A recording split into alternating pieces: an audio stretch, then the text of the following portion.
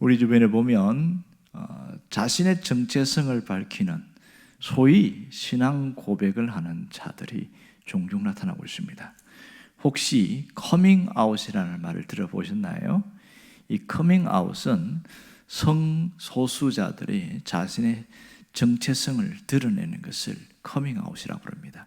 그러니까 어떤 게이라든지 레즈비언이라든지 동성애자들이 나는 동성애자입니다 이렇게 표현하는 것을 커밍아웃이라고 합니다. 그분들은 자신이 내가 이런 사람이라는 것을 밝힌다 해서 신앙 고백이라는 표현을 쓰고 있어요. 참 희한하지요.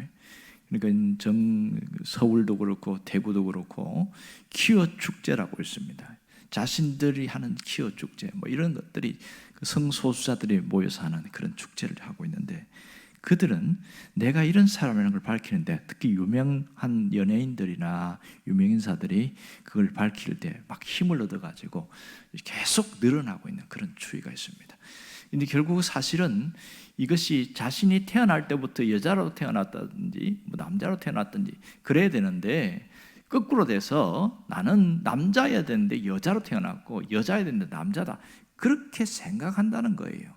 근데 생물학적으로 그것을 분석해서 이렇게 보고서도 만들고 이렇게 하지만, 결국은 여자는 여자고 남자는 남자고 하나님이 만드신 것을 받아들이지 못해서 나타나는 안타까운 현실인 것이죠. 문제는 신앙생활 하는 사람들도 자신의 이 신앙 고백이 분명한 사람들과 불분명한 사람들이 있어요. 신앙 고백이 분명한 사람들 중에 입술로는 신앙 고백이 분명한데 삶에서는 신앙 고백이 분명하지 않은 그런 자들이 있습니다. 이것을 회색 지대에 있는 사람 이렇게 말합니다. 예배당에 나오면 신앙이 정말 좋은데 예배당 밖에 나가면 똑같이 살아요. 그러니까 저 사람 교회 다니는 사람 맞아? 이것을 회색 지대에 있는 사람 이렇게 말을 합니다.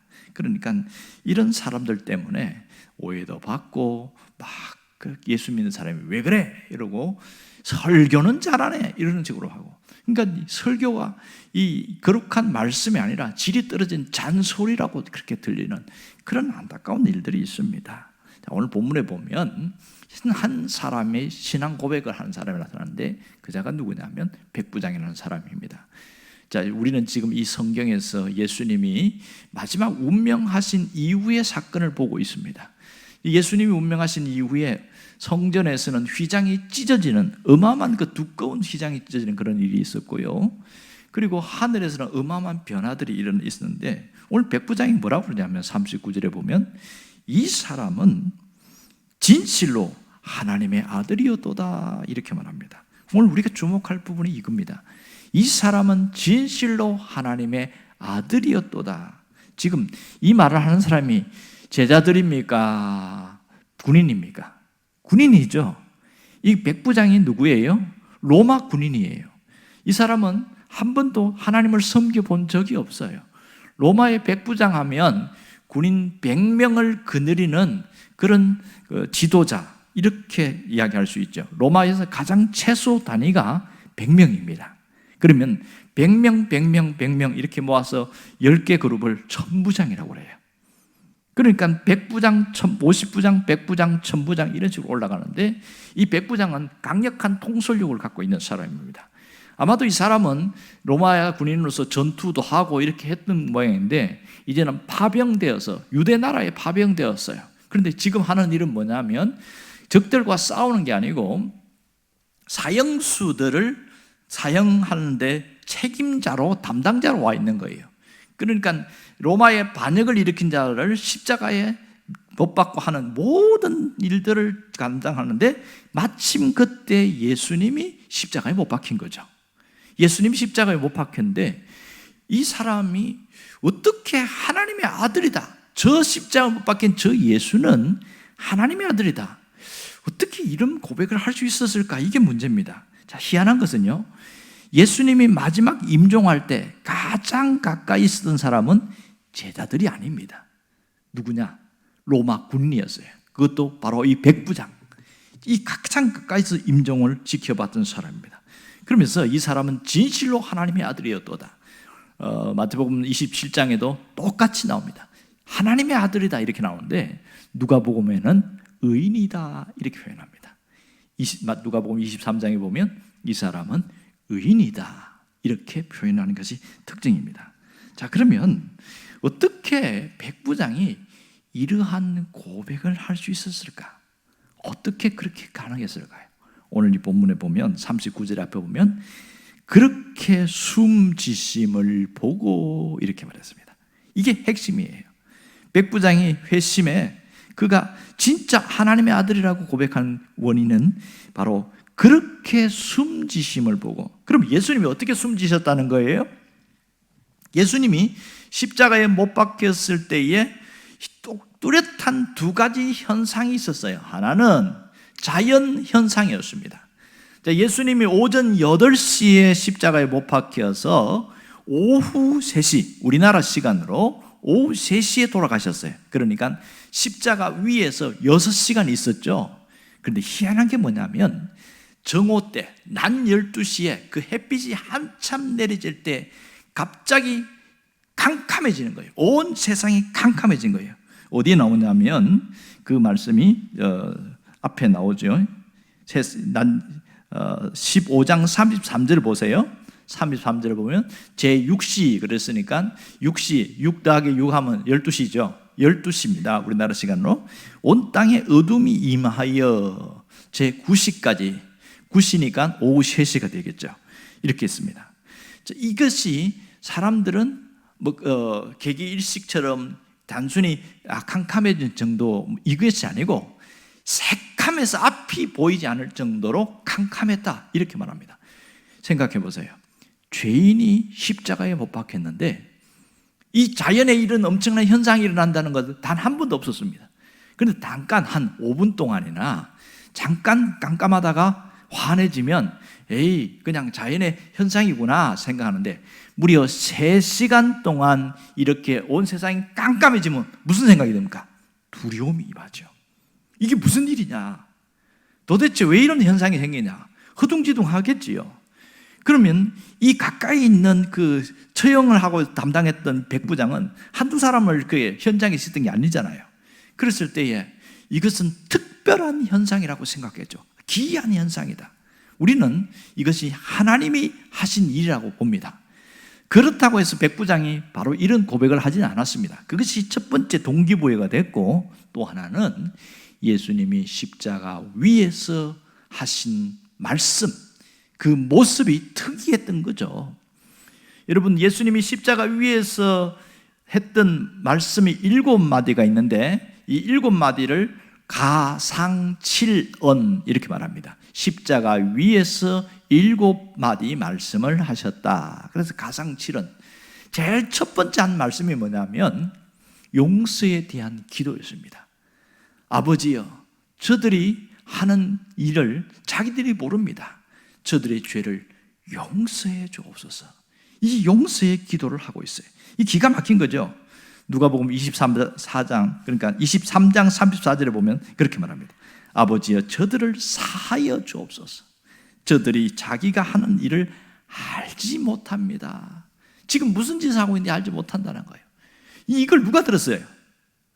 그 밑에 있는 백부장이 들은 거예요.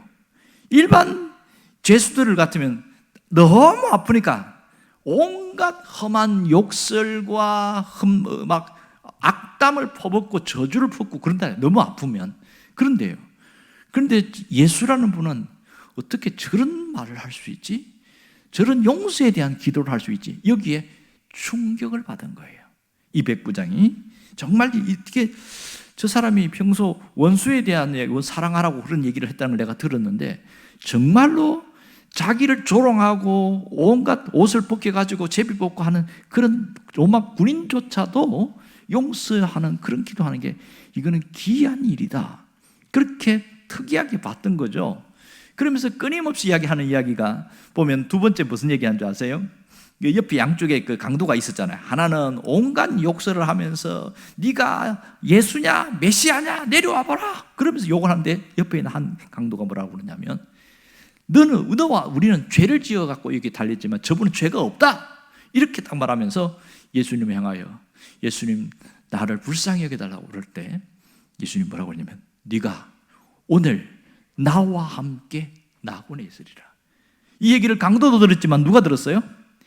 백부장이 들었어요. 백부장이. 어떻게 저런 말을 할까? 이게 이해가 안 되는 거죠. 그리고 마지막 6번째, 7번째 마디가 뭐냐면 다 이루었다. 굉장히 중요한 말입니다. 다 이루었다. 테텔레스타이. 다 이루었다. 요한복음 19장에 그 말씀이 나옵니다. 다 이루었다 하시고 운명하시더라. 그런데 누가복음 23장에 보면 아버지여 내 영혼을 받아 주옵소서 하고 운명하셨다 이렇게 나옵니다. 그럼 무슨 말이냐면 다 이루었다고 얘기하시고 그 좀 연이어서 아버지여 내 영혼을 받아 주세요 이렇게 하면서 운명하셨다는 것을 알 수 있습니다. 종합해 보니까 7마디를 하셨다는 거예요. 그 얘기를 가장 가까이 들은 사람이 백부장이었습니다. 그러고 나서 딱 운명을 하셨을 때에 예수님이 운명하신 그 순간까지 캄캄했다고 그랬잖아요. 그리고 마지막에 무슨 일이 있습니까? 진짜 죽었는지 안 죽었는지 확인해 보잖아요. 보통 십자가에 매달린 죄수들은 뭐합니까? 다리를 꺾습니다. 그런데 성경에 예수님은 다리가 꺾이지 않는다 이렇게 예언되어 있어요. 그래서 어떻게 했냐면 그 예언대로 이루어지기 위해서 이 한 군인이 긴 창을 갖고 예수님 옆구리를 찔렀어요. 그랬더니 물과 피가 팍 쏟아졌다 이렇게 나옵니다. 물과 피가 쏟아졌다는 건 의사들이 한 얘기는 심장이 파열되어서 물은 물대로 피는 피대로 따로 떨어져 있을 때 그렇게 쏟아진다 이 표현합니다. 이것은 다리를 꺾지 않은 것은 성경의 예언이 이루어지게 하기 위함이다 이렇게 표현했습니다. 이 광경을 누가 봤어요? 백부장이 봤어요. 그러면서 결론 내린 게 저분은 하나님의 아들이다. 하나님의 아들이다. 확실하게 고백을 한 겁니다. 놀랍지 않습니까? 다른 사람도 아니고 로마의 군인이 한 번도 예루살렘에 와서 예배를 드려보거나 또 예수님의 말씀을 들어본 적이 없는 그 로마의 군인이 그 백부장이 이분은 진실로 하나님의 아들이었도다 이렇게 말합니다. 앞에 보면 진실로라는 말하면 자신이 볼 때 진짜 하나님의 아들이다 그런 뜻이죠. 놀랍지 않습니까? 자, 오늘 여기서 백부장 이야기 나오는데 어떤 분은 그런 얘기합니다. 백부장이 찬반이 있습니다만 나중에 예수를 믿고 갑바도기아라는 곳에서 순교했다 그런 전성에 나오기도 합니다. 우리에게 오늘 여기서 중요한 교훈을 주고 있습니다. 그것은 하나님은 백부장의 입술의 고백을 통해서 예수님이 어떤 분인지를 알게 해주셨어요.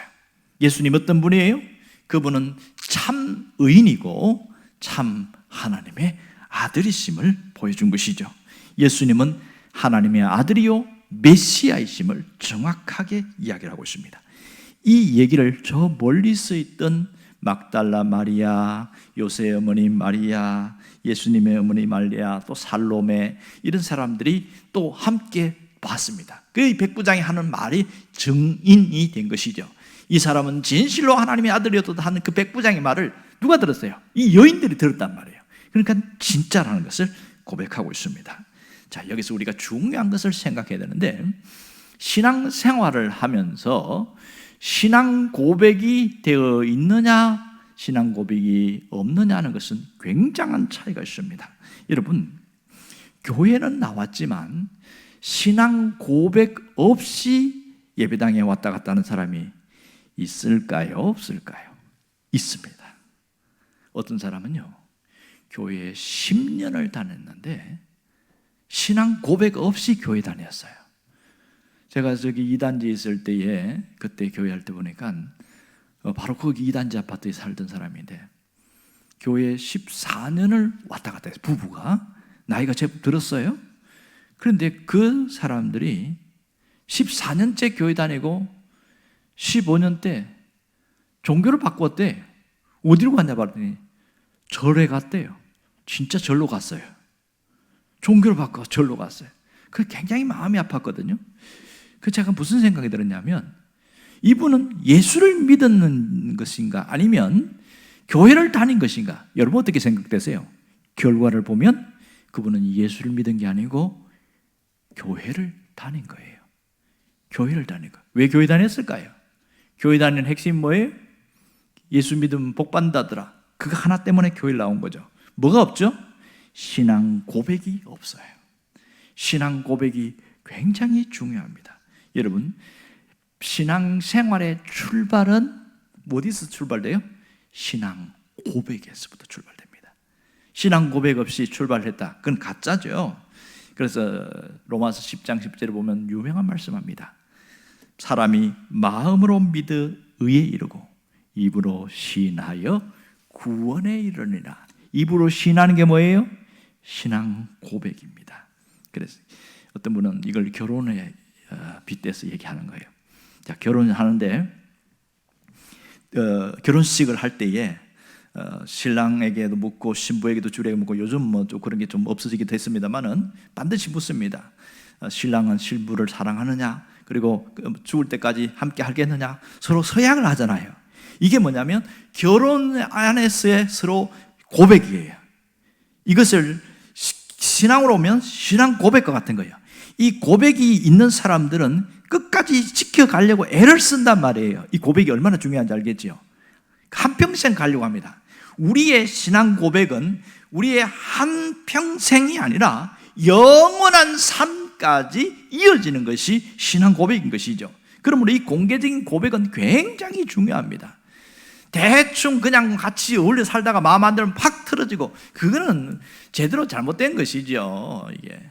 자, 또 하나는 신앙 고백은 개인적이어야 합니다. 집단이 아니고 개인적이어야 합니다. 무슨 말이냐면, 우리는 믿습니다. 이것은 신앙 고백이 아니에요. 나는 믿습니다. 이게 신앙 고백인 거죠. 어떤 분이 이렇게 믿어 교회에 다닌다고 주님과 1대1로 신앙 고백이 된지 확인하기 위해서 예수 믿습니까? 이렇게 묻습니다. 당신 구원받았습니까? 거듭났습니까? 이렇게 물었어요. 그랬더니 머리를 걸쭉거리면서 뭐라고 그러냐면, 우리 집안에 목사님이 둘 있습니다. 이렇게 이야기하는 거예요. 당신 예수 믿습니까? 물었는데 우리 집안에 목사가 있대요. 그리고 또 뭐라고 그러냐면, 아니 예수를 믿냐고요. 그랬더니, 아이 우리 부인이 교회 잘 다닙니다. 제가 늘 차로 왔다 갔다 하고 가끔 교회도 가고 합니다. 이렇게 이야기하는 거예요. 그 말고 단 진짜 예수 믿냐고 그랬더니 그다음 말을 못하는 거예요. 자, 이분은 아내를 따라서 교회 몇 번 오기도 했고, 그리고 집안에 믿는 사람들이 많이 있어요. 목사도 있었어요. 그런데 뭐가 없어요? 신앙 고백이 없는 거예요. 그러면 죽어서 천국 어떻게 가시렵니까? 물었더니, 마누라 치마 잡고 가죠. 그런데 그 마누라는 바지 입고 교회 왔더라고. 그거 어떻게 하려고 그래? 황당한 거 아니에요? 신앙은 개인적인 거예요. 부모 자식 간에도 누군가 손잡아줄 수가 없는 게 신앙이에요. 1대1이란 말입니다. 내 신앙 다르고 자식의 신앙이 다른 거예요. 그러므로 분명한 신앙 고백이 대단히 중요합니다. 이 신앙 고백이 없는 사람을 종교인이다 이렇게 말합니다. 이게 얼마나 중요한지 아시겠죠? 개인적인 신앙 고백. 그런데 결혼식과 마찬가지죠. 결혼식도 분명한 고백이 있을 때에 내가 저 사람 믿을 수 있겠구나 하고 결혼을 하잖아요, 보면. 근데 이게 불분명한 사람들은 금방 헤어진단 말이에요. 이게 안타까운 거 아니겠어요? 또 하나는 이 신앙 고백은 진실해야 됩니다. 진실해야 된다. 참기름으로 이야기하면 참기름, 진짜 참기름. 요즘 참기름이 하도 가짜가 많으니까 진짜 참기름이에요.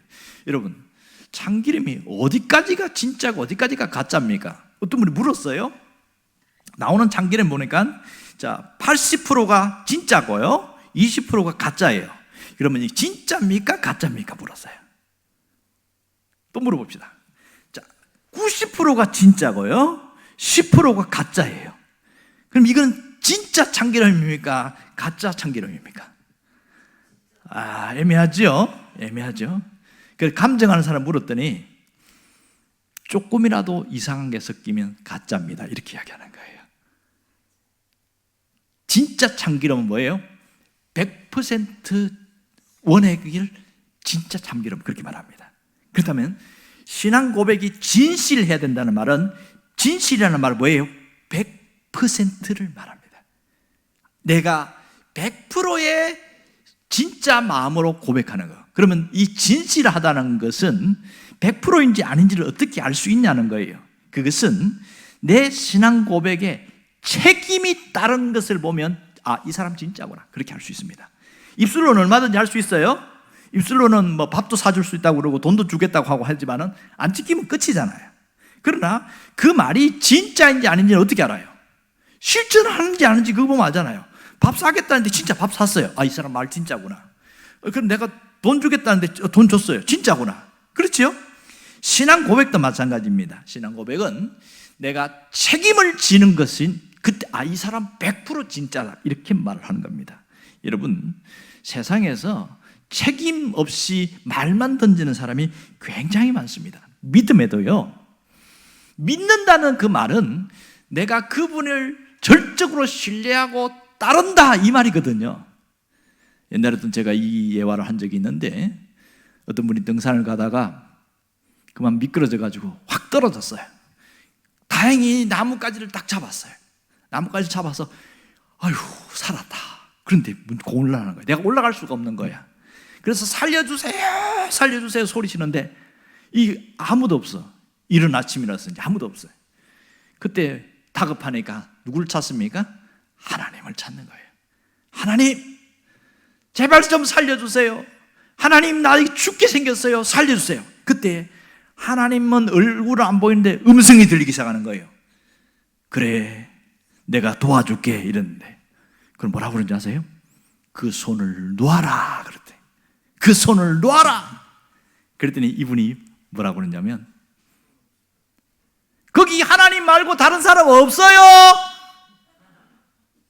이게 뭐예요? 하나님 못 믿겠다는 거거든. 이게 떨어지면 죽을 것 같으니까. 여러분 무슨 말인지 알겠어요? 하나님 못 믿겠다는 거예요. 자, 이 사람은 이 자신의 이 고백이 진실이에요, 가짜예요? 가짜죠? 진실하다면 손을 놓을까요, 안 놓을까요? 놔지. 나중에 뒤에 한 얘기지만 아무도 도와줄 사람 없었고 팔에 힘이 풀려가지고 저절로 풀려서 툭 떨어졌대. 죽을 줄 알았는데 밑에 보니까 1m밖에 안 되더래. 이 어처구니 없는 그런 이야기를 보세요. 믿음이라는 것은 전적으로 믿고 따르는 것을 말합니다. 믿고 따르는 것. 이게 얼마나 중요한지 아시겠어요? 자, 우리는 세상을 믿을 것인가 주님을 믿을 것인가, 늘 이런 부분에서 선택을 해야 돼요. 선택. 세상을 믿을 것인가 주님을 믿을 것인가. 거기에서 우리는 어느 선택을 하고 있는지를 잘 봐야 됩니다. 여러분, 신앙생활에서 책임이 따른다는 것은 내가 헌신해야 될 부분에 대해서 헌신한다는 것을 말하고 있습니다. 내가 희생해야 될 때 희생하는 것을 말합니다. 마태복음 10장 32절에 보면 이렇게 말합니다. 누구든지 사람 앞에서 나를 시인하면 나도 하늘에 계신 내 아버지 앞에서 그를 시인할 것이요, 그랬어요. 자, 신앙생활 가운데 책임이라는 것은 위기를 통과해 보면 그 사람 신앙이 진짜다, 이렇게 알 수 있습니다. 믿음의 시련기를 지나야 진정한 신앙을 할 수가 있다는 것이죠. 여러분, 우리가 신앙생활 하다 보면 아프기도 하고 사람 때문에 마음 상하기도 하고 또 물질 때문에 어려움 당하기도 하고 속상한 일들이 한두 가지가 아니에요. 그럴 때에 내가 믿는다는 것을 어떻게 고백할 수 있어요? 따라합시다. 그럼에도 불구하고 주님을 따르겠습니다. 이 고백이 나와야 됩니다. 그럼에도 불구하고 주님을 의지하겠습니다. 이 고백이 나와야 진짜 신앙 고백입니다. 오늘 우리가 반드시 기억해야 될 것은 신앙 고백은 우리 삶을 일으키는 힘입니다. 신앙 고백은 내 삶을 일으키는 능력이라는 것을 잊지 않기를 원합니다. 한번 따라합시다. 신앙 고백은 내 삶을 일으키는 힘입니다. 한 번 더 따라할까요? 신앙 고백은 신앙 생활의 핵심입니다. 네, 우리 일상에서 신앙 고백이 대단히 중요합니다. 이런 것은 주님은 나의 주인이십니다. 주님은 내가 신뢰하겠습니다. 주님을 오늘도 의지하겠습니다. 이렇게 고백하는 것은 굉장히 중요합니다. 여러분, 교회는 사람들이 모이지만 다른 표현하면 신앙 고백을 하는 사람들이 모인 고백 공동체다 이렇게 말합니다. 그래서 교회는 눈에 보이는 건물이 아니고 예수를 믿는 사람, 다시 말해서 신앙 고백이 있는 사람들의 모임이 교회다 이렇게 말합니다. 하나님은 그 위에 반석같이 든든히 세워나간다고 이야기하고 있습니다. 여러분, 이렇게 내 고백이 분명하다면 신앙은 흔들리지 않게 되어집니다. 여러분, 신앙이 위기 때 드러난다고 그랬잖아요. 그러면 평소 때는 어떻게 해야 되는 거예요? 평소 때 늘 신앙 고백이 잘 되어 있고 반복되기 충분한 사람들은 위기 때도 똑같이 나옵니다. 그런데 평소에 신앙 고백이 불분명한 사람들은 위기가 되면 아이쿠 이렇게 됩니다. 하나님 외에 다른 거 없어요? 누구 없어요? 이렇게 돼버린 거예요. 이게 충격적인 거 아니에요? 언젠가 제가 그런 얘기 했나요? 나이가 많이 들어갔고 병원에 가갖고 죽을 날이 되니까 두려운 거예요. 뭐가 두려워요? 내가 이러다가 지옥 가면 어떻게 하나? 예수를 믿고 지옥 가는 사람이 제일 불쌍한 사람이에요. 예수를 믿는데 왜 지옥 갈까요? 신앙 고백이 분명하지 않은 사람이에요. 자기는 예수 믿었다고 했지만 신앙 고백 없이 나 예수 믿어요 이렇게 끝나버린 거예요. 그러면 주님과 관계가 연결되어 있는 사람이에요? 끊어진 사람이에요? 끊어진 사람이죠. 그런 사람이 있더라고요. 그렇게 해서 병상에서 목사님이 다시 성경 읽어주고 예수님은 우리를 구원하신 분이고 우리의 주인이십니다. 예수 믿으면 천국 갑니다. 하나님의 자녀가 됩니다. 이거 처음 예수 믿을 때 얘기하는 거거든요. 그걸 그렇게 따라 했더니 이제야 살겠다 이러는 거예요.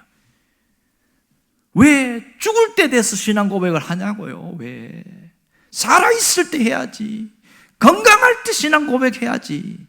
믿습니까? 이게 내가 이때 된단 말이에요. 내가 건강할 때 신앙 고백이 되어져야 주님을 앞에 나가서도 받을 상급이 있지. 마지막에 목 턱걸이만 가가지고 그때서야 이제 된다면 얼마나 안타깝냐고요. 여러분, 우리가 신앙 고백이 분명한 사람은 반드시 이 고백이 있어야 됩니다. 맡은 자에게 구할 것은 충성입니다. 따라합시다. 맡은 자에게 구할 것은 충성입니다. 신앙 고백이 바로 충성으로 그냥 저절로 이어지는 거예요. 내가 열심히 충성해야지. 그거는 한계에 부딪혀요. 신앙 고백을 바로 하다 보면 그것이 헌신으로 이어지고 충성으로 이어지는 거예요. 그래서 주님 끝까지 내가 충성할 수 있게 해주세요. 내가 그 고백하고 가는 거죠. 그러다 보면 되어지는 거고요. 충성도 내가 한다고 하는 사람은요 한계에 부딪혀요. 되어지는 거예요. 충성도. 단지 내가 할 것은 끝까지 충성하면서 갈 수 있도록 도와주옵소서. 그러한 고백이 있을 때 여러분은 견실한 신앙인이 되어지고 하나님 앞에서도 튼튼한 신앙을 세워줄 줄 믿습니다. 마지막까지 천국 가는 그날까지 변함없이 주님을 의지하고 나아갈 수 있기를 주의 이름으로 축원합니다. 기도하겠습니다.